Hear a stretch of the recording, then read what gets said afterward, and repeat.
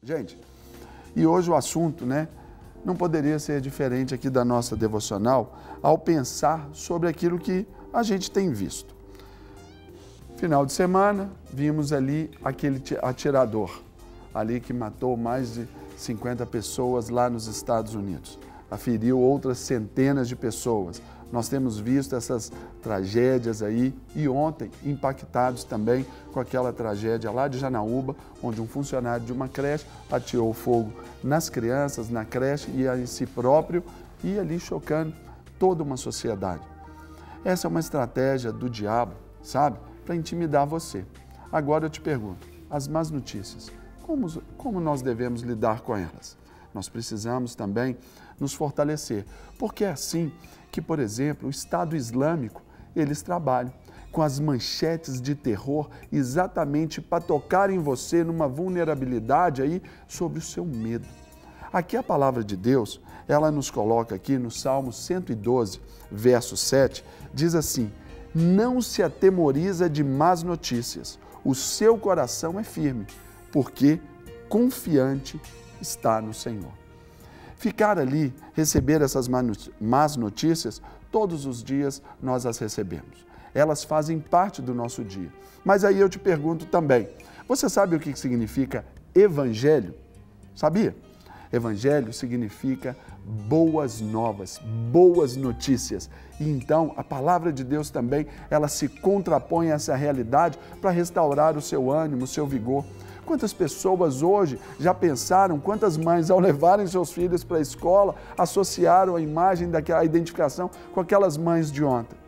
Quantas pessoas hoje vão para um show de uma banda, uma grande aglomeração e podem ficar pensando assim, ao invés de se divertir, ao invés de ali curtir o momento, já começa até a olhar para cima para ver se não vem nenhuma rajada de tiros. É esse medo que tem aprisionado as pessoas e esse medo que tem afastado as pessoas do Senhor. Aqui a palavra do Senhor vai nos mostrar sim uma realidade muito severa, que nós, quando recebemos as más notícias, ela também nos alerta para algumas coisas, porque elas podem nos mostrar a realidade, dura realidade do inferno. Há domingos passados, o pastor Márcio, na nossa igreja, pregou sobre essa triste realidade do inferno. Isso nos traz um certo temor. Quando dessas grandes catástrofes, as igrejas enchem. Então, a gente não precisa encher as igrejas somente quando das más notícias ou das grandes catástrofes. Por quê? A palavra do Senhor, ela tem que trazer também essa esperança. Ela não vem só com um fim punitivo. A palavra de Deus, ela não é trazida apenas para a gente como uma forma de opressão. Muito pelo contrário, a palavra de Deus nos estabelece em liberdade. E é sabido e comprovado até pela ciência que a fé é esse fator que nos melhora, ele nos potencializa, não é verdade? Então a gente vai entender também que quando nós recebemos as más notícias, de que forma nós devemos reagir? Devemos reagir quando nós entendemos que, em fé, só o Senhor pode intervir na nossa causa. Olha esse texto aqui de João 16:33, diz assim: estas coisas vos tenho dito para que tenhais paz em mim. No mundo passais por aflições, mas tende bom ânimo, eu venci o mundo. Essa é uma das formas também que nós podemos renovar a nossa esperança no dia a dia, especialmente porque este mesmo Cristo que se deu em vida por nós, para morrer a nossa morte, ele disse que estaria conosco todos os dias até a consumação dos séculos. Então, para que você tenha paz, você precisa tê-lo em seu coração. Se renovar nas palavras que ele nos traz, porque é por estas palavras que vem a nossa esperança. A esperança é essa que não confunde, de que Cristo, ele morreu por nós e nós também teremos uma vida eterna. Mas não temos que pensar na plenitude só lá depois. Temos que pensar que a vida nós também a teremos em abundância aqui. Agora, a fé, a má notícia também, nós não devemos nos atemorizar dela, porque é uma oportunidade para que a nossa fé ela se estabeleça. Olha o que em Tiago, capítulo 1, versículos 2 a 4, nos ensina. Meus irmãos, tende por motivo de toda alegria o passardes por várias provações, sabendo que a provação da vossa fé, uma vez confirmada, produz perseverança. Ora, a perseverança deve ter ação completa, para que sejais perfeitos, íntegros e em nada deficientes. Interessante, né? Quando nós recebemos essas más notícias, por exemplo, de uma doença, a primeira opção que nós nos damos é essa de conhecer tudo sobre a doença.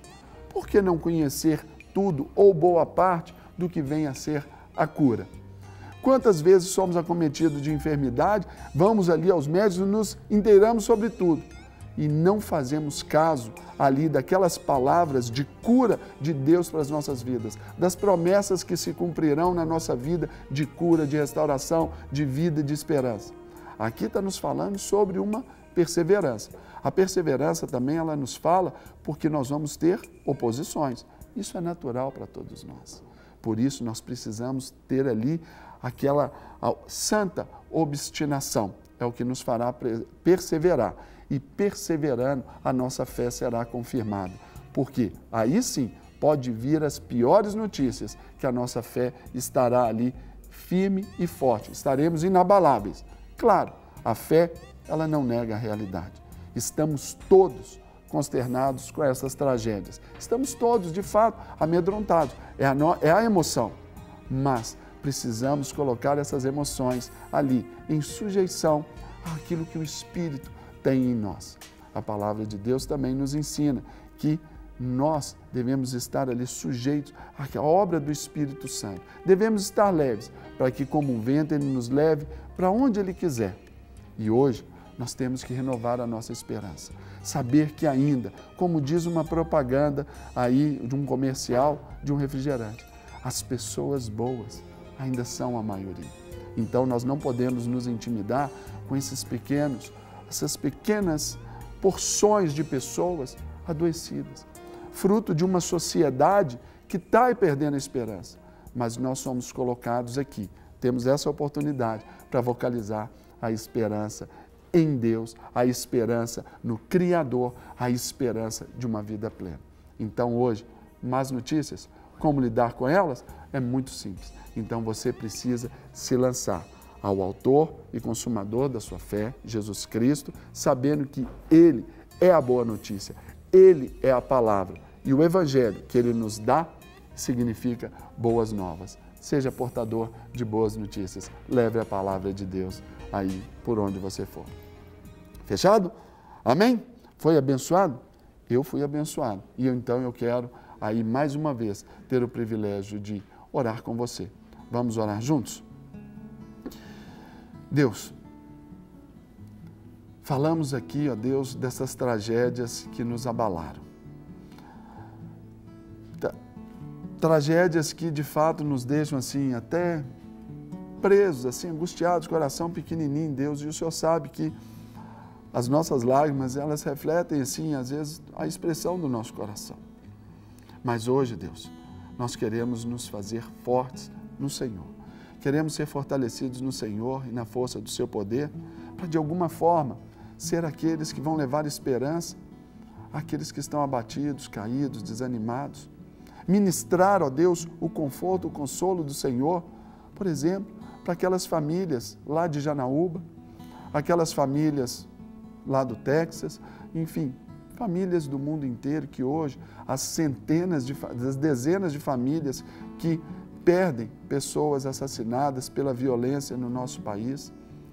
Mas, ó Deus, porque a Tua palavra nos diz, e assim eu creio, e é essa palavra que eu ministro agora em oração, em profecia, a todos que nos assistem. Cristo em nós é a esperança da glória.